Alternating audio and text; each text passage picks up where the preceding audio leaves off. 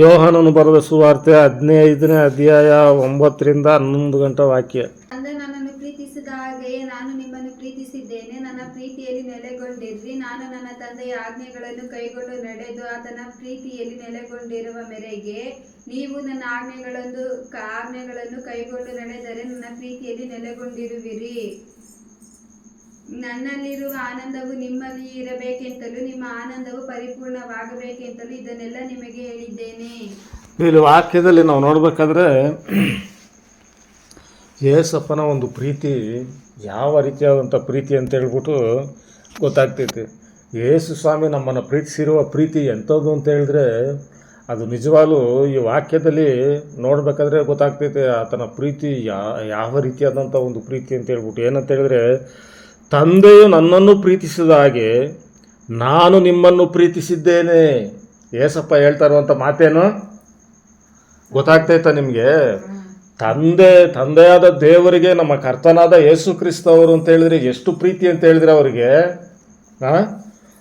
ತುಂಬ ಪ್ರೀತಿ. ಅವರಿಗೆ ತಂದೆಯಾದ ದೇವರಿಗೆ ನಮ್ಮ ಯೇಸು ಸ್ವಾಮಿ ಅಂತ ಹೇಳಿದ್ರೆ ಬಹಳ ಪ್ರೀತಿ.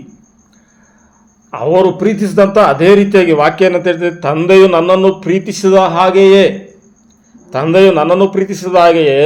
ನಾನು ನಿಮ್ಮನ್ನು ಪ್ರೀತಿಸಿದ್ದೇನೆ ಅಂತ ಈ ಯೋಚನೆ ಮಾಡಿ ನೋಡ್ಬೇಕಾದ್ರೆ ಸಕಲ ಸೃಷ್ಟಿಕರ್ತನು ರಾಜಾದಿರಾಜನು ತಂದೆಯ ಪ್ರೀತಿ ಯಾವ ಕಲ್ಮಶವು ಕಳಂಕವು ಯಾವ ಮಚ್ಚೆ ಚುಕ್ಕೆಗಳು ಇಲ್ಲದಂಥ ಒಂದು ನಿರ್ಮಲವಾದಂಥ ಒಂದು ಪ್ರೀತಿ,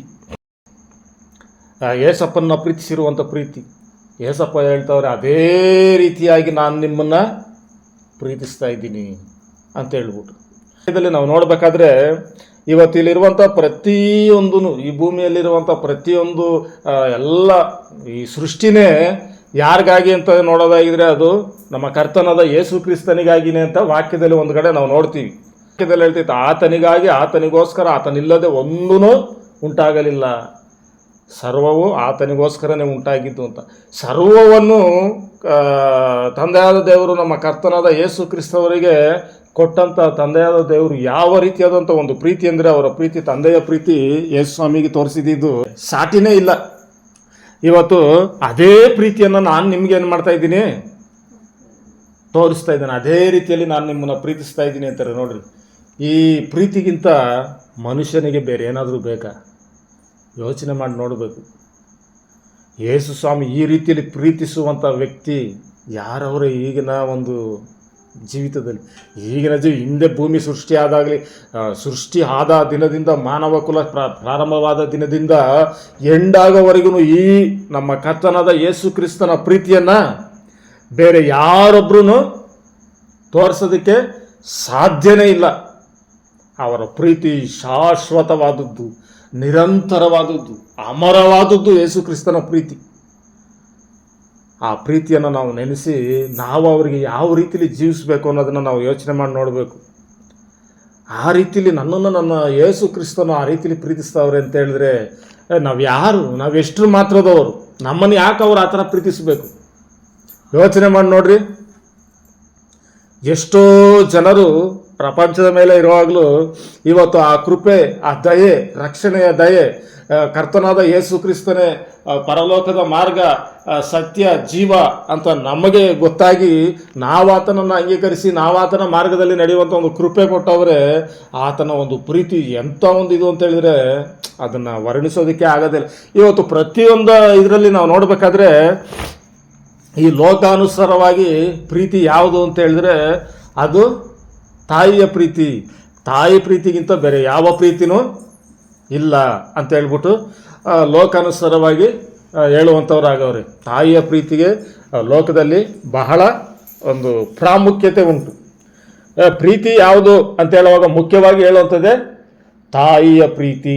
ತಾಯಿಯ ಪ್ರೀತಿಗಿಂತ ಮಿಗಿಲಾದ ಪ್ರೀತಿ ಮತ್ತೊಂದಿಲ್ಲ ಅಂತ ಲೋಕದ ಜನ ಈ ರೀತಿಲಿ ಹೇಳ್ತಾರೆ ತಾಯಿಯ ಪ್ರೀತಿ. ಯಾಕಂದರೆ ಅವ್ರು ನೋಡಿರುವಂಥದ್ದು ತಾಯಿಯ ಪ್ರೀತಿ. ಏನಕ್ಕೆ ತಾಯಿಯ ಪ್ರೀತಿ ಶ್ರೇಷ್ಠ ಅಂತ ಹೇಳ್ತಾರೆ ಅಂತ ಹೇಳಿದ್ರೆ, ತಾಯಿ ಒಂದು ಮಗುವಿಗೆ ಜನ್ಮ ಕೊಡಬೇಕಾದ್ರೆ ಆಕೆಯ ಪ್ರಾಣವನ್ನು ಲೆಕ್ಕಿಸದೆ ಆ ಮಗುವಿಗೆ ಜನ್ಮ ನೀಡುವುದೊಂದು ಕಾರಣ. ಯಾಕಂದರೆ ಆ ಅಮ್ಮ ತನ್ನ ಪ್ರಾಣವನ್ನು ಸಹ ಏನು ಮಾಡಲ್ಲ, ಲೆಕ್ಕಿಸಲ್ಲ. ಇವತ್ತು ಎಷ್ಟೋ ಒಂದು ತಾಯಂದಿರನ್ನ ನೋಡಬೇಕಾದ್ರೆ ಡೆಲಿವರಿ ಟೈಮ್ಗಳಲ್ಲಿ ಸತ್ತೋಗಿರುವಂಥ ಎಷ್ಟೋ ಘಟನೆಗಳು ಅವೆ. ಆ ಅಮ್ಮ ಈ ಒಂದು ಪ್ರಾಣವನ್ನು ಈ ಭೂಮಿಗೆ ತರಬೇಕಾದ್ರೆ ಆ ಅಮ್ಮನ ಪಣವಿಟ್ಟು ಆ ಅಮ್ಮನ ಪ್ರಾಣವನ್ನು ಲೆಕ್ಕಿಸದೆ ಏನು ಮಾಡ್ತೈತೆ, ಭೂಮಿಗೆ ಒಂದು ಪ್ರಾಣವನ್ನು ಕೊಡುವಂಥದ್ದಾಗಿದೆ. ಅದಕ್ಕೋಸ್ಕರ ಅಮ್ಮನ ಪ್ರೀತಿ ಬಹಳ ಶ್ರೇಷ್ಠ. ಅಷ್ಟು ಮಾತ್ರವಲ್ಲ, ಆ ಅಮ್ಮನ ರಕ್ತ ಹಾಲಿನ ರೂಪದಲ್ಲಿ ಮಕ್ಕಳಿಗೆ ಕುಡಿಸಿ ಪೋಷಣೆ ಮಾಡುವಂಥ ತಾಯಿ. ಈ ಹಾಲು ಅಂತ ಹೇಳ್ಬಿಟ್ಟು ಕುಡಿಯುವಂಥ ಮಕ್ಕಳುಗಳು, ಆ ಹಾಲು ಎಲ್ಲಿಂದ ಅಂದರೆ ಅಮ್ಮನ ರಕ್ತ. ಅದು ಆ ರಕ್ತ ಹಾಲಾಗಿ ಮಕ್ಕಳು ಅಂದರೆ ತನ್ನ ರಕ್ತವನ್ನೇ ಕೊಟ್ಟು ಪ್ರಾಣವನ್ನು ಈ ಭೂಮಿಗೆ ಇಳಿಸಿ ನಂತರ ತನ್ನ ರಕ್ತವನ್ನೇ ಕೊಟ್ಟು ಮಕ್ಕಳನ್ನು ಬೆಳೆಸುವಂಥ ತಾಯಿ. ಅದಕ್ಕೆ ತಾಯಿ ಪ್ರೀತಿ ಬಹಳ ಶ್ರೇಷ್ಠವಾದುದು ಅಂತ ಈ ಲೋಕದಲ್ಲಿ ಹೇಳುವಂಥದ್ದು. ಗೊತ್ತಾಗ್ತಾಯ್ತಾ ನಿಮಗೆ? ಎಷ್ಟೇ ಕಷ್ಟ ಇರಲಿ, ಎಷ್ಟೇ ನೋವು, ಬಾಧೆ, ಹಿಂಸೆ ಏನೇ ಇದ್ರೂ ತಾಯಿಯ ಒಂದು ಪ್ರೀತಿ ಆ ರೀತಿಲಿ ಇರ್ತೈತಿ. ಅದು ಶ್ರೇಷ್ಠವಾದಂಥ ಒಂದು ಪ್ರೀತಿ. ಮಕ್ಕಳ ತಂದೆಗಳು ಏನು ಮಾಡ್ತಾರೆ, ಕುಡಿಯೋದನ್ನ ನೋಡ್ಕೊಂಡು ಏನು ಮಾಡ್ತಾರೆ, ಅವರು ನಿಸದಲ್ಲಿ ಇರಬೇಕು, ನಿಸಕ್ಕೋಸ್ಕರ ಓಡಾಡುವಂಥವ್ರಾಗಿರ್ತಾರೆ ಇವರು, ಈ ತಂದೆ ಅನ್ನಿಸ್ಕೊಂಡವರು. ಎಲ್ಲರೆಲ್ಲ ಒಂದು 100 ಜನಕ್ಕೆ ಒಳ್ಳೆ ತಂದೆಗಿರು ಒಂದು 10 ಜನ ಸಿಗ್ಬೋದೇನೋ, 100 ಜನಕ್ಕೆ. ಅಂದರೆ 100 ಜನಕ್ಕೆ 90 ಜನ ಒಳ್ಳೆ ತಾಯಂದಿರು ಸಿಗ್ತಾರೆ. ಯಾರೋ ಒಂದು 10 ಜನ ಕೆಟ್ಟ ತಾಯಂದಿರು ಸಿಗ್ಬೋದು ಅಷ್ಟೇ. 90 ಜನ ಒಳ್ಳೆ ತಾಯಂದಿರೇ ಇರುವಂಥದ್ದು. ತಂದೆದಿರಲ್ಲಿ 10 ಜನರು ಮಾತ್ರ ಒಳ್ಳೆಯವರು ಸಿಕ್ಕೋದು, ನಮ್ಮ ಮಿಕ್ಕಿ 90 ಜನ ಕೆಟ್ಟವರೇ ಸಿಗುವಂಥದ್ದು. ಇವತ್ತಿನ ಒಂದು ದಿನಗಳಲ್ಲಿ ತಾನು ಅಕ್ರಮ ಸಂಬಂಧ ಮಾಡಿಕೊಂಡು ಮಕ್ಕಳು ನೋಡಿರೋದಕ್ಕೆ ಮಕ್ಕಳನ್ನು ಕೊಂದಂಥ ಎಷ್ಟೋ ತಾಯಂದಿರು ಕಾಣಿಸ್ತವ್ರೆ. ತಾನು ಎತ್ತಿರುವಂಥ ಮಕ್ಕಳನ್ನು ಮೋರಿಗೆ ಬಿಸಾಕಿರುವಂಥವರು ಎಷ್ಟೋ ಜನ. ಹಾಲನ್ನು ಕುಡಿಸುವಂಥ ತಾಯಿ ವಿಷವನ್ನು ಕೊಟ್ಟಿರುವಂಥ ಘಟನೆಗಳು, ಸುದ್ದಿಗಳನ್ನ ಬಹಳವಾಗಿ ನೋಡಿದ್ದೀವಿ.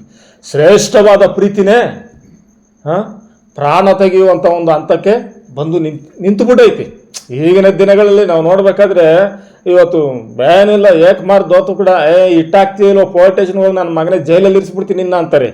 ಏನಂತಾರೆ, ಆವಾಗೆಲ್ಲ ಸಹಿಸ್ಕೊಂಡ್ರು ತಾಯಂದಿರು. ಈಗೆಲ್ಲ ಏನು ಮಾಡ್ತಾರೆ, ಯಾಕ ಸಾಕಿಲ್ವ ನಿನ್ನ ಚಿಕ್ಕದಿಂದ, ನಿನ್ನ ಏಳು ಬಾಚಿ ನಿನ್ನ ಇದು ಮಾಡಿ ಸಾಕಿಲ್ವ, ನೋಡಿಲ್ವ, ನಿನಗೆ ನಾನು ಸೋಲೋದು, ಊಟ ಆಗದೆ ಹೋದ್ರೆ ನನ್ನ ಮಗನೇ ನೀನು ತಗೊಂಡೋಗಿ ನಿನ್ನ ಹೆಂಡ್ತಿನೆಲ್ಲ ಜೈಲಲ್ಲಿ ಕುಂಡ್ರಿಸ್ಬಿಡ್ತೀನಿ ಅಂತ ಹೋಗಿರುವಂಥ ತಾಯಿಗಳು. ಆ ರೀತಿಲೂ ಇದಾಗ್ಬಿಟ್ಟೈತೆ. ಅಂದರೆ ತಾಯಿ ಪ್ರೀತಿನೇ ಶ್ರೇಷ್ಠ ಅಂತ ಹೇಳ್ತಿದ್ದು ಪ್ರೀತಿ, ಎಲ್ಲವನ್ನ ಸಹಿಸ್ಕೊತಿದ್ದಂಥ ಇವತ್ತು ಈ ರೀತಿಲಿ ಆಗೋಗ್ಬಿಟ್ಟೈತೆ. ಮಕ್ಕಳಿಗೆ ಒಂದು ಭಾಗನ ಮಾಡ್ತಾ ಇರ್ಬೇಕಾದ್ರೆ ತಂದೆ ತಾಯಿ ನಾವೆಲ್ಲ ಹೋಗ್ಬೇಕು, ನಮ್ಗೊಂದು ಭಾಗ ಮಾಡ್ರಿ, ನಾವು ಸಾಯವಾಗ ನಮ್ಮನ್ನ ಯಾರು ನೋಡ್ತಾರೆ, ಮಾಡ್ರ ಭಾಗನ. ತಂದೆ ತಾಯಿಗಳು ಒಂದು ಭಾಗ, ಇವಾಗ ತಂದೆ ತಾಯಿಗಳಿಗೆ ಒಂದು ಭಾಗ. ಈ ಪ್ರೀತಿ ಎಲ್ಲ ಆವಾಗೆಲ್ಲ ಹಂಗಿರಲಿಲ್ಲ. ನಮ್ಗೆ ಯಾಕೆ ಯಾವುದೋ ಒಂದು ಮಗನ ಹತ್ರ ಒಂದು ತುತ್ತು ಊಟ ತಿನ್ಕೊಂಡ್ರೆ ಆಯ್ತು, ನಮ್ಮ ಖಾತೆ ಮುಗೀತು, ನಮ್ಗೆ ಬೇಡ, ಅವ್ರಿಗೆ ಬರ್ಕೊಟ್ಬಿಟ್ರಿ. ಒಂದೇ ಒಂದು ಪಕ್ಷ ಇದಾದ್ರು ತಾಯಿ ಪ್ರೀತಿ ಬಹಳ ಶ್ರೇಷ್ಠ ಅಂತ ಹೇಳ್ಬಿಟ್ಟು ಲೋಕ ಎಲ್ಲ ಹೇಳ್ತೈತಲ್ಲ, ಅದೊಂದು ಲೀಸ್ಟಲ್ಲಿ ತುಂಬ ಇರೋದು. ತಾಯಿಯ ಮುಂದೆ ಯಾವ ದೇವರು ಇಲ್ಲ ಅಂತಾರೆ. ತಾಯಿನೇ ದೇವರು ಅಂತ ಹೇಳ್ಬಿಟ್ಟು ಏನು ಮಾಡ್ತಾರೆ, ಹೇಳ್ತಾರೆ. ಅಂದರೆ ತಾಯಿ ಕೇವಲ ಮನಸ್ಥಿ ಮಾತ್ರ. ಇವತ್ತು ತಾಯಿಯೇ ದೇವರು ಅಂತ ತಾಯಿ ಮಾಡ್ತಾ ಇರುವಂಥ ಕಾರ್ಯಗಳು, ಎಷ್ಟು ಕಾರ್ಯಗಳು ಜನರ ಕಣ್ಣುಗಳಿಗೆ ಕಾಣಿಸ್ತಾ. ತಾಯಿಯಂದಿರು ಎಷ್ಟೋ ಮಕ್ಕಳಿಗೆ ಶತ್ರು ಆಗೋಗ್ಬಿಟ್ಟವ್ರೆ. ಎಷ್ಟೋ ಮಕ್ಕಳುಗಳ ಮೇಲೆ ಕೇಸ್ಗಳನ್ನು ಹಾಕಿ ವಾದಗಳು ನಡೀತಾವೆ. ಇವಾಗದಾಗ ನಾನು ಯಾವ ಥರ ಒಂದು ಇದಾಯಿತು ತಾಯಿಯ ಪ್ರೀತಿ ನೋಡಿ ಇಷ್ಟೇ. ಇವತ್ತು ಒಬ್ಬ ಗಂಡನ ಪ್ರೀತಿ, ಒಂದು ಹೆಂಡತಿಯ ಪ್ರೀತಿ, ಇವೆಲ್ಲ ಅಷ್ಟೇ ಏನಾದರೂ ಒಂದು ಬಯಸುವಂಥದ್ದಾಗಿರ್ತೈತಿ. ನಮ್ಮ ಎಲ್ಲ ಪ್ರೀತಿಗಳಲ್ಲಿ ಒಂದೇನೈತೆ, ಒಂದು ಸ್ವಾರ್ಥ ಐತೆ ನಮ್ಮೆಲ್ಲರ ಪ್ರೀತಿಗಳಲ್ಲಿ. ನನ್ನ ಉಪಯೋಗ ಆಗ್ಬೇಕವ್ರು, ಅದಕ್ಕೋಸ್ಕರ ನೀನೇನು ಮಾಡ್ತಾ ಇದ್ದೀಯಾ, ಪ್ರೀತಿಸ್ತಾ ಇದ್ದೀಯಾ. ಇವತ್ತು ಪ್ರತಿಯೊಬ್ಬ ಮನುಷ್ಯನು ಇದು ಸತ್ಯ. ಇದನ್ನು ಯಾವಾಗ ಒಬ್ಬ ವ್ಯಕ್ತಿ ಅರ್ಥಕೊಂತಾರೋ ಆವಾಗ ಗೊತ್ತಾಗ್ತೈತೆ ಈ ಪ್ರೀತಿ ಯಾವ ಥರದ್ದು. ಏನೋ ಒಂದು ಇರ್ತೈತೆ ಕಾರಣ. ನನ್ನ ಮಕ್ಕಳಾಗ್ಬಿಟ್ಟವ್ರೆ, ಅದಕ್ಕೋಸ್ಕರವಾಗಿ ಒಂದು ಯಾವುದೋ ಒಂದು ಕಾರಣದಿಂದ ಏನು ಮಾಡ್ತೇವೆ, ಪ್ರೀತಿಸುವಂಥವ್ರಾಗಿರ್ತೀವಿ ಏನೋ ಒಂದು ಇದರಿಂದ. ಆದರೆ ನಮ್ಮ ಕರ್ತನಾದ ಯೇಸು ಕ್ರಿಸ್ತನು ರಾಜಾದಿರಾಜನು ತನ್ನ ಮಹಿಮೆಯನ್ನು ಬಿಟ್ಟು ನನಗಾಗಿ ನಾನ್ಯಾರೋ ನೀವ್ಯಾರೋ, ನಮ್ಮನ್ನು ಆತನ ಕಾಲ್ಧೂಳಲ್ಲಿ 1000 ಗಟ್ಟಲೆ ನೀತಿವಂತರನ್ನೇ ಎಬ್ಬರಿಸುವಂಥ ಶಕ್ತಿ ಇರುವಂಥ ನನ್ನ ಪ್ರಭು ಯೇಸು ಕ್ರಿಸ್ತನು ನನಗಾಗಿ, ನಿನಗಾಗಿ, ನಮಗಾಗಿ ತನ್ನ ಒಂದು ಸುಖ ವೈಭವಗಳನ್ನು ತ್ಯಜಿಸಿ ಈ ಭೂಮಿಗೆ ಸಾಧಾರಣ ಮನುಷ್ಯನಾಗಿ ಇಳಿದು ಬಂದು ನಮ್ಮಂತೆ ನಿಮ್ಮಂತೆ ಊಟಗಳನ್ನು ಮಾಡಿಕೊಂಡು ಚಳಿಗೆ ಇದು ಮಾಡಿಕೊಂಡು ಬಿಸಿಲಿಗೆ ಒಣಗಿ ಮಳೆಗೆ ನೆಂದು ನಮ್ಮ ಎಲ್ಲ ಪಾಪಗಳಿಗಾಗಿ ಪರಿಹಾರಕ್ಕಾಗಿ ಆತನು ಏನು ಮಾಡದೇ ಇದನ್ನು ಒಂದು ಪಾಪದ ಒಂದು ಪದವಿಗೆ ಪಾಪಿಗಳಿಗೆ ಆಗುವತಕ್ಕ ಶಿಕ್ಷೆಗೆ ಗುರಿಯಾದರು ಏಸಪ್ಪ. ಇಂಥ ಒಂದು ಪ್ರೀತಿ, ಈ ಪ್ರೀತಿ ಎಲ್ಲಾದರೂ ಐತ ನೋಡ್ರಿ. ಏನು ಆ ಏಟುಗಳು, ಆ ಯೇಸುಸ್ವಾಮಿಗೆ ಹೊಡೆದಿರುವಂಥ ಏಟುಗಳು ಆ ಸಿನಿಮಾಗಳಲ್ಲಿ ತೋರಿಸೋವಾಗಲೇ ಆ ರೀತಿಲೇ ಐತೆ. ಅದನ್ನು ನೆನೆಸೋ ಕೆಲವೊಂದು ಸಿನಿಮಾಗಳವೆ, ಕೆಲವೊಂದು ಸಿನಿಮಾನಾದರೂ ನೋಡ್ಬೋದು ಯೇಸುಸ್ವಾಮಿದು. ಕೆಲವೊಂದು ಸಿನಿಮಾಗಳು ಭಯಂಕರ, ಅದನ್ನು ನೋಡೋಕ್ಕೆ ಆಗಲ್ಲ. ಆ ಹಿಂಸೆ, ಅದು ಆ ಹೊಡೆಯೋವಾಗ ಖಂಡಗಳು ಹಂಗೆ ಕಿತ್ಕೊಂಬರೋದನ್ನ ಹಂಗೆ ಮಾಡವ್ರೆ. ಆ ಸಿನಿಮಾಗಳನ್ನೆಲ್ಲ ನೋಡೋದಕ್ಕೆ ಅಷ್ಟು ಇದಾಗೈತಲ್ಲ. ಅನುಭವಿಸಿದಂಥ ಪ್ರಭುಗೆ ಎಷ್ಟು ಬಾಧೆ ಆಗಿರ್ಬೋದು. ಆದ್ರೂ ಇವತ್ತು ಅಲ್ಲಿ ಪ್ರತಿಯೊಬ್ಬರನ್ನು, ನಿಮ್ಮನ್ನು ನಮ್ಮನ್ನು ನೆನೆಸಿ ಆತನ ಪ್ರಾಣವನ್ನು ಅರ್ಪಿಸ್ತಿರಲ್ಲ. ನಿಮ್ಗೆ ಗೊತ್ತಾ ಇನ್ನೊಂದು ವಿಷಯ, ಇದೇ ಯೋಹಾನನ ಬರೆದ ಸುವಾರ್ತೆಯಲ್ಲಿ ಅವ್ರು ಹೇಳ್ತಾರೆ, ನನ್ನ ಕುರಿಗಳು ನನ್ನ ಸ್ವರಕ್ಕೆ ಕಿವಿಗೊಡುತ್ತವೆ, ನನ್ನ ಕುರಿಗಳ ಹೆಸರು ನನಗೆ ಗೊತ್ತು ಅಂತ ಹೇಳ್ತಾರೆ ಅವರು. ಏಸಪ್ಪ, ನನ್ನ ಕುರಿಗಳ ಎಷ್ಟು, ಆತನ ಕುರಿಗಳಾಗಿ ಎಷ್ಟು ಜನ ಇದ್ದೀವೋ ಪ್ರತಿಯೊಬ್ಬರ ಹೆಸರಿಡಿದು ಕೂಗ್ತೀನಿ ನಾನು ಅಂತ ಹೇಳ್ತಾರೆ.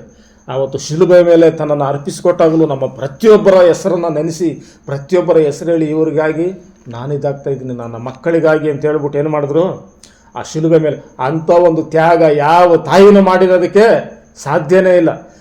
ಇವತ್ತು ಎಲ್ಲ ಒಂದೊಂದು ಇದೈತೆ. ತಾಯಿ ಜನ್ಮ ನೀಡೋದಕ್ಕೋಸ್ಕರ ಆಕೆ ಒಂದು ತ್ಯಾಗ ದೊಡ್ಡದು ಅಂತ ಹೇಳ್ತಾರೆ. ಜನ್ಮ ನೀಡಿದ ಹೋದೆ ಬಂಜೆ ಅಂತ ಹೇಳ್ಬಿಟ್ಟು ಏನು ಮಾಡ್ತಾರೆ, ಮಕ್ಕಳಿಲ್ಲದೆ ಇದ್ರೆ ಏನಂತ ಹೇಳ್ತಾರೆ, ಬಂಜೆ ಅಂತ ಅಂದ್ಬಿಟ್ಟು ಆ ಅಮ್ಮನ ಸಮಾಜ ಒಂಥರ ತಿರಸ್ಕಾರವಾಗಿ ನೋಡ್ತೈತೆ. ಅದಕ್ಕೋಸ್ಕರ ಆ ಅಮ್ಮ ಏನು ಮಾಡ್ತೈತೆ, ತನ್ನ ಪ್ರಾಣವನ್ನು ಪಣ ಇಟ್ಟು ಈ ಒಂದು ಮಗುವಿಗೆ ಜನ್ಮ ಕೊಡುವಂಥದ್ದಾಗಿರ್ತೈತೆ. ಅಂಥ ಪ್ರೀತಿನೇ ಈ ಜನರಿಗೆ ಅಷ್ಟೊಂದು ಶ್ರೇಷ್ಠವಾದದ್ದು, ಅಮೂಲ್ಯವಾದದ್ದಾಗಿರುವಾಗ ನಿನಗಾಗಿ ನನಗಾಗಿ ಪರಲೋಕವನ್ನು ತ್ಯಜಿಸಿ ಬಂದು ನನ್ನ ಪಾಪಗಳ ನಿನ್ನ ಪಾಪಗಳಿಗಾಗಿ ಏನು ತಪ್ಪನ್ನೇ ಮಾಡದೆ ಶಿಲುಬೆಯಲ್ಲಿ ಅಂಥ ಘೋರವಾದ ಮರಣವನ್ನು ಅನುಭವಿಸಿದಂಥ ನಮ್ಮ ಕರ್ತನ ಪ್ರೀತಿ, ಯೇಸುವಿನ ಪ್ರೀತಿ, ಆ ಪ್ರೀತಿ ಎಂಥದ್ದು ಅಂತ ಯೋಚನೆ ಮಾಡಿ ನೋಡ್ರಿ. ನಿನ್ನಿಂದ ನನ್ನಿಂದ ಏನು ಬಯಸದೇ ಇರುವಂಥ ಪ್ರೀತಿ ಅದು.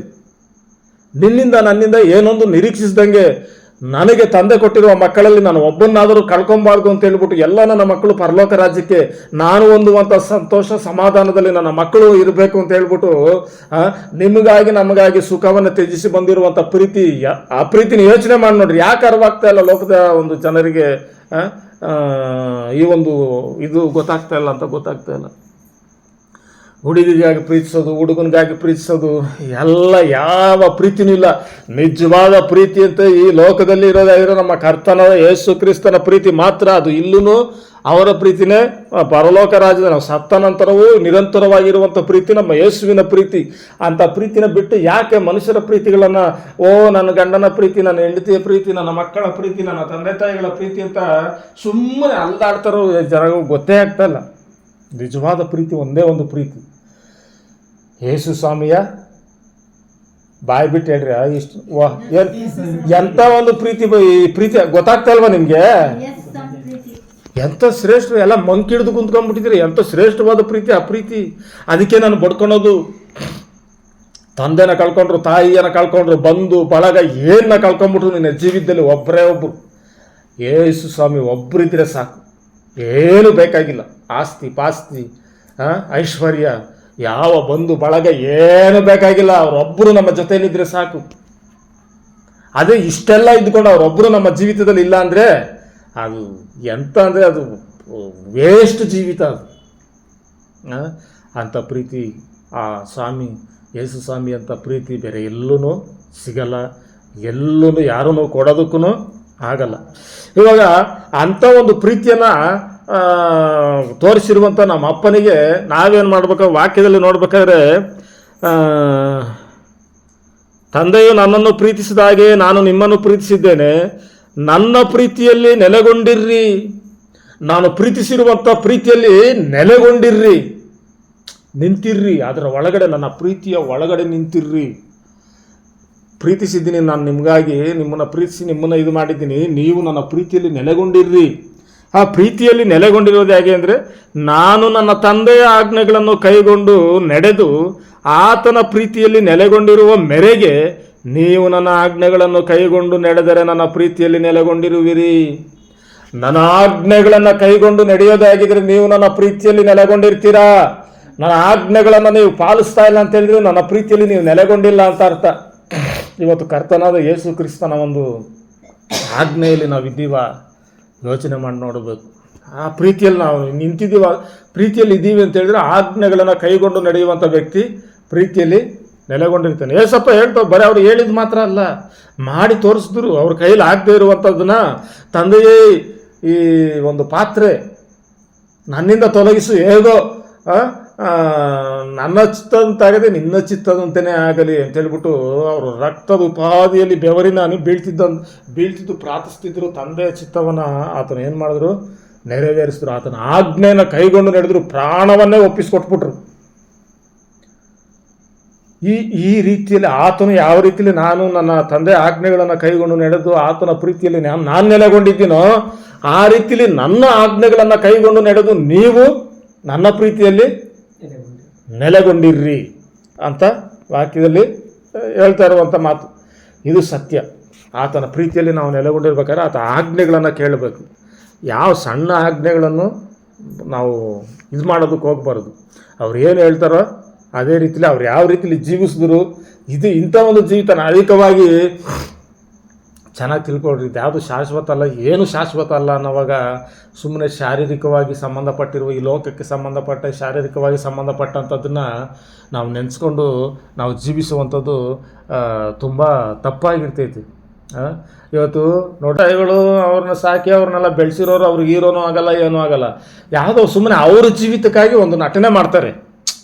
ಅವ್ರ ಜೀವಿತಕ್ಕಾಗಿ ಒಂದು ನಟನೆ ಮಾಡಿದ್ರೆ ಅವ್ರ ಫ್ಯಾನ್ ಆಗೋಗ್ಬಿಟ್ಟು ಎಂಥ ತಲೆ ಮೇಲೇ ಹೊಡ್ಕೊಬೇಕು ಅನಿಸ್ತೈತೆ ಜನಗಳನ್ನ ನೋಡಿದ್ರೆ. ಅವ್ರು ಯಾರೋ ಅವ್ರು ಸಂಪಾದನೆ ಮಾಡಿಕೊಂಡು ಅವರು ಒಂದು ಉನ್ನತ ಸ್ಥಾನಕ್ಕೆ ಬರೋದಕ್ಕೆ ಅವರು ಡೈರೆಕ್ಟ್ರ್ ಹೇಳ್ಕೊಟ್ಟಿರೋದ್ರೆ ಆಕ್ಷನ್ ಮಾಡಿದ್ರೆ ಆಹಾ ನಮ್ಮ ಹೀರೋ ಹೆಂಗೆ ಮಾಡ್ಬಿಟ್ಟು ಅಂತ ಮೈ ಕೂದಲುಗಳನ್ನೆಲ್ಲ ಎಬ್ಬರಿಸ್ಕೊಂಡು ನಿಂತ್ಕೊಂಡು ಆಹಾ ಅಂತ ಆರ್ಭಟ ಮಾಡ್ಕೊಂಡು ಏನು ಮಾಡ್ತಾರೆ, ಅವ್ರ ಫ್ಯಾನು ಅಂತ ಆಗೋಗ್ಬಿಟ್ಟು ಏನು ಆ ಹೆಸ್ರುಗಳ್ನ ಅಚ್ಚೆಗಳು ಚುಚ್ಚಿಸ್ಕೊಂಡು ನೋಡ್ತೀರಾ. ಚಿತ್ರನಟರ ಒಂದು ಇದನ್ನ ಏನು ಮಾಡ್ತಾರೆ, ಫೋಟೋವನ್ನೇ ಎದೆಗೆ ಹಾಕ್ಸ್ಕೊಂಡಿರೋ ಎಷ್ಟೋ ಜನ ವ್ಯಕ್ತಿಗಳು, ರಟ್ಟೆಗಳು ಹಾಕ್ಸ್ಕೊಂಡಿರೋರು, ಎದೆ ಮೇಲೆ ಹಾಕ್ಸ್ಕೊಂಡಿರೋರು ಬೇಜನ್ ಜನ ಅವ್ರೆ. ಯಾರು ನಿನಗೆ ₹1 ಕೊಟ್ಟಿಲ್ಲ ಯಪ್ಪ, ನಿನ್ನ ಕಷ್ಟ ಸುಖನ ಒಂದು ದಿವಸಕ್ಕೂ ಕೇಳ್ದವನಲ್ಲ. ಅವನ ಜೀವಿತ ಅವನಿಗೇನು ಅವನು ಕೊಟ್ಟಿರುವಂಥ ಕೆಲಸದಲ್ಲೇ ಅವನು ಒಂದು ಉನ್ನತ ಸ್ಥಾನಕ್ಕೆ ಬರ್ತಾವನೆ. ನೀನು ನಿನ್ನ ದುಡ್ಡು ಕೊಟ್ಟು ಸಿನಿಮಾ ಥಿಯೇಟ್ರಲ್ಲ ಕುಂತ್ಕೊಂಡು ಮೈ ಕೂದಲೆಲ್ಲ ಎಬ್ಬರಿಸ್ಕೊಂಡು 10 ಗೋಳಾಡಿ ಈ ಹೆಣ್ಮಕ್ಳಿಗೂ 10 ಗೋಳಾಡಿ ಬರ್ತಾರೆ. ಇವ್ರೂ ಏನು ಮಾಡ್ತಾರೆ, ಅಯ್ಯೋ ನನ್ನ ವೀರೋ ಚಾಕ್ ಹಾಕ್ಬಿಟ್ರು ಈ ಥರ ಎಲ್ಲ ನೆನೆಸ್ಕೊಂಡು 10 ಗೋಳಾಡ್ಕೊಂಡು ಈ ಎಂಥಷ್ಟು ಇದು ಸೀನ್ ಸರಿ ಇಲ್ಲ, ಎಂಥ ಒಂದು ನಮ್ಮ ಹೀರೋಗೆ ಈ ಥರ ಮಾಡಿಬಿಟ್ರು ಅಂತ ಹೇಳ್ಬಿಟ್ಟು ಗೋಳಾಡ್ಕೊಂಡು ಏನು ಮಾಡ್ತಾರೆ ಬರ್ತಾರೆ. ತಂದೆ ತಾಯಿಗಳನ್ನ ಅವ್ರು ಏನು ಇದು ಮಾಡ್ತಾ ಇಲ್ಲ. ನಡುವ ಇದನ್ನು ಹೇಳಿರುವಂಥ ಮಾತು, ವೇಸ್ಟ್ ಬಾಡಿಗಳ ಅವ್ನು ನಮ್ಮಿರೋ ಇವ್ನು ನಮ್ಮಿರೋ ಅಂತ ಊರಲ್ಲಿ ಇಟ್ಕೊಂಡು ಹೊಡೆದಾಡ್ಕೊಂಡು ಬಿಡ್ದಾಡ್ಕೊಂಡು ಫೇಸ್ಬುಕ್ಕಲ್ಲಿ ಕಿತ್ತಾಡ್ಕೊಂಡು ಸಾಯ್ತಿರಲ್ರಿ. ನೀವಾಗ್ರೆ ನಿಜವಾದ ಹೀರೋಗಳು, ಅದ್ರ ಕಡೆ ಗಮನ ಕೊಡ್ರಿ. ಅವನ ಪೊಲಿಟಿಷಿಯನ್ ಹಿಂದಗಡೆ ಬಾಲದ ಥರ ಸುತ್ತೋದ್ರೆ ನಿಮ್ಗೆ ಏನೂ ಸಿಗಲ್ಲ. ಅದ್ರ ಬದಲು ನಿಮ್ಮದು ನಿಮ್ಮ ಮನೆಯವ್ರದ್ದು ಯೋಚನೆ ಮಾಡ್ಕೊಂಡು ಜೀವನದಲ್ಲಿ ಉದ್ಧಾರ ಆಗೋದು. ಯುಧ ರಿಯಲ್ ಸ್ಟಾರ್, ಸೂಪರ್ ಸ್ಟಾರ್ ನನಗೆ ಯಾರು ಅಂತ ಹೇಳಿದ್ರೆ ನಮ್ಮ ಕರ್ತನಾದ ಯೇಸು ಕ್ರಿಸ್ತ ನನಗಾಗಿ ಪ್ರಾಣವನ್ನು ಅರ್ಪಿಸಿದವರು, ನನಗಾಗಿ ಚಾವುಟಿ ಏಟುಗಳನ್ನು ತಿಂದವರು, ನನಗಾಗಿ ಮುಖದ ಮೇಲೆ ಉಗಿಸ್ಕೊಂಡವರು, ಸರ್ವಾಧಿಪತಿಯಾಗಿದ್ದರು, ಸರ್ವೇಶ್ವರನಾಗಿದ್ದರು, ಮುಖದ ಮೇಲೆ ನನಗೋಸ್ಕರ ಉಗಿಸ್ಕೊಂಡಿರುವಂಥ ನನ್ನ ಯೇಸು ನನ್ನ ರಿಯಲ್ ಸ್ಟಾರ್. ನನ್ನ ಯೇಸು ನನ್ನ ತಂದೆ, ನನ್ನ ಯೇಸು ನನ್ನ ತಾಯಿ, ನನ್ನ ಯೇಸು ನನಗೆ ಬೋಧಕರು, ನನ್ನ ಯೇಸು ನನಗೆ ಗುರು, ನನ್ನ ಯೇಸು ಒಳ್ಳೆಯ ಸ್ನೇಹಿತರು ನನಗೆ. ಈ ಥರ ಯಾಕೆ ನಮ್ಮ ಕ್ರೈಸ್ತರುಗಳಲ್ಲಿ ನೆನೆಸ್ತಾ ಇಲ್ವೋ ಗೊತ್ತಿಲ್ಲ, ವೇದನೆ ಆಗ್ತಾಯಿದೆ. ಆ ಪ್ರೀತಿಗೆ ಇವತ್ತು ನೀವು ಸಿನಿಮಾ ಇದನ್ನಕ್ಕೆ ಇದು ಕೊಡುವಾಗ ಅವ್ರು ಎಷ್ಟು ನೊಂದ್ಕೊತಾರೆ ಗೊತ್ತಾ ಮನಸ್ಸನ್ನ. ಅವರವ್ರ ಜೀವಿತನ ಇದು ಮಾಡ್ಕೊಳೋದಕ್ಕಾಗಿ ಅವ್ರು ನೋಡ್ತವ್ರೆ. ಅವರು ಏನೋ ಒಂದು ಇಲ್ಲದೆ ಇರೋಂಥ ಕತೆಗೆ ಒಂದು ಇದನ್ನು ಇದು ಮಾಡಿ ಅವ್ರು ಏನೋ ಹೇಳ್ಕೊಟ್ಟಿರೋ ಥರ ಮಾಡಿರೋ ಆ್ಯಕ್ಟಿಂಗಿಗೆ, ಬರೀ ಆ್ಯಕ್ಟಿಂಗ್, ಅದು ನಿಜ ಜೀವಿತ ಅಲ್ಲ. ಆ್ಯಕ್ಟಿಂಗಿಗೆ ಮನಸ್ಸೋತು ನೀವು ಒಬ್ಬ ಅಂತ ಅವ್ರು ಫ್ಯಾನ್ ಆಗಿದ್ದೀರ ಅಂದರೆ ನಿಮಗಾಗಿ ಪ್ರಾಣವನ್ನೇ ಕೊಟ್ಟಿದ್ದೀನಲ್ಲಪ್ಪ ನಾನು ಯಾವತ್ತೂ ನೀವು ನೆನೆಸ್ತಾ ಇಲ್ಲ ಅಂತೇಳಿ ಅವ್ರ ಮನಸ್ಸು ನೊಂದ್ಕೊಳೋವಾಗ ಎಷ್ಟು ಇದಾಗಿರ್ತದೆ ಯೋಚನೆ ಮಾಡಿರಿ. ಆ ರೀತಿಯಲ್ಲಿ ನಿಮ್ಮಲ್ಲಿ ಯಾರಾದರೂ ಇದ್ದರೆ ಕಿತ್ತು ಬಿಸಾಕ್ರಿ. ಕಿತ್ತು ಬಿಸಾಕ್ಬಿಟ್ಟು ಹುಚ್ಚುತನದಿಂದ ಹೊರಗೆ ಬರ್ರಿ. ನಿಜವಾದ ಪ್ರೀತಿ ಒಂದೇ ಒಂದು, ನನ್ನ ಕರ್ತನಾದ ಯೇಸು ಕ್ರಿಸ್ತನ ಪ್ರೀತಿ ಅವರೊಬ್ಬರೇ ನಮಗೆ ಅಂತ ಹೇಳ್ಬೋದು. ಗೊತ್ತಾಗ್ತೈತಾ? ಇಲ್ಲಿ ನಾವು ನೋಡ್ಬೇಕಾದ್ರೆ ಆಜ್ಞೆಗಳನ್ನು ಕೈಗೊಂಡು ನಡೆದರೆ ನನ್ನ ಪ್ರೀತಿಯಲ್ಲಿ ನೆಲೆಗೊಂಡಿರುವಿರಿ, ನನ್ನಲ್ಲಿರುವ ಆನಂದವು ನಿಮ್ಮಲ್ಲಿಯೂ ಇರಬೇಕೆಂತಲೂ ನಿಮ್ಮ ಆನಂದವು ಪರಿಪೂರ್ಣವಾಗಬೇಕೆಂತಲೂ ಇದನ್ನೆಲ್ಲ ನಿಮಗೆ ಹೇಳಿದ್ದೇನೆ. ಅವ್ರು ಹೇಳ್ತಾ ಇರುವಂಥ ಅಮೂಲ್ಯವಾದ ಮಾತನ್ನ ನೋಡ್ರಿ. ನನ್ನಲ್ಲಿರುವಂಥ ಆನಂದ ನಿಮ್ಮದಾಗಬೇಕು. ಯಾಕಂದರೆ ಅವರು ಇಡೀ ಪರಲೋಕ ರಾಜ್ಯನೇ ಅವ್ರದ್ದು. ಅದರಲ್ಲಿ ಎಲ್ಲ ಸ್ತುತಿ ಆರಾಧನೆಗಳಿಗೆ ಯೋಗ್ಯರಾಗಿ ಆ ಒಂದು ಆನಂದ ಸಂತೋಷ ಯಾವ ರೀತಿ ಇರ್ತಿತ್ತು ಅನ್ನೋದನ್ನು ವರ್ಣಿಸೋದಕ್ಕೆ ಆಗಲ್ಲ. ಅಂಥ ಒಂದು ಆನಂದ, ಆ ಆನಂದ ನಂದು ನಿಂದು ಆಗಬೇಕು ಅಂತ ಆಸೆ ಪಡ್ತಾ ಇರುವಂಥ ಆತನು ನಮ್ಮ ಹೀರೋ. ಯೇಸು ಕ್ರಿಸ್ತನು ನಮ್ಮ ಹೀರೋ, ಆತನು ನಮ್ಮ ತಂದೆ. ಗೊತ್ತಾಗ್ತೈತಾ?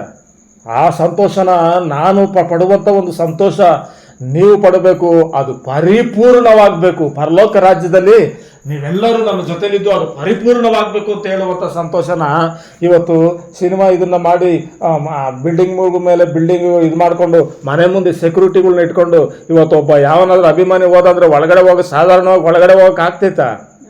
ಆ ಅಪ್ಪನ ನೋಡೋದಕ್ಕೆ ಆಗಲ್ಲ. ಇಂಥವ್ರು ಬೇಕಾ ನಿನಗೆ? ಐಷಾರಾಮಿ ಬದುಕಿನಲ್ಲಿ ಉಳ್ಳಾಡ್ತಾರೋ ಇವ್ರು ಬೇಕಾ? ಅಂಥ ಒಂದು ಪದವಿಯಲ್ಲೂ ನನ್ನ ಮಕ್ಕಳು ಸೇರಬೇಕು, ನನ್ನ ಜನರು ಸೇರ್ಬೇಕಾದ್ರೊಳಗಡೆ ಆನಂದನ ಪಡ್ಕೊಬೇಕು ಅಂತ ಹೇಳ್ತಾರೆ. ಅವರೆಲ್ಲಿ ಇವರೆಲ್ಲಿ? ಇದನ್ನೆಲ್ಲ ಯೋಚನೆ ಮಾಡಿ ತಿಳ್ಕೊಡ್ರಿ. ಇವೆಲ್ಲ ನಿಮಗೆ ಚೆನ್ನಾಗಿ ಗೊತ್ತಾಗೈತೆ ಅಂತ ನೆನೆಸ್ತೀನಿ. ನಿಮ್ಮ ಬುದ್ಧಿಗೆ ಸ್ವಲ್ಪ ಕೆಲಸನ ಕೊಡ್ರಿ, ಸತ್ಯವನ್ನು ತಿಳ್ಕೊಳ್ರಿ. ಸತ್ಯನ ತಿಳ್ಕೊಂಡಾಗಲೇ ಗೊತ್ತಾಗೋದು. ಸುಮ್ಮನೆ ಏನೋ ನಮ್ಮ ಇಷ್ಟ ಬಂದ ರೀತಿಲಿ ಜೀವಿಸ್ಕೊಂಡು ಇಷ್ಟ ಬಂದ ರೀತಿಲಿ ಹೋಗ್ತಾ ಇರುವಂಥದ್ದಲ್ಲ ಜೀವಿತ. ಗೊತ್ತಾಯ್ತಾ? ಎಲ್ಲರೂ ಚೆನ್ನಾಗಿ ಅರ್ಥ ಆಗೈತೆ ಅಂತ ನಾನು ನೆನೆಸ್ತೀನಿ.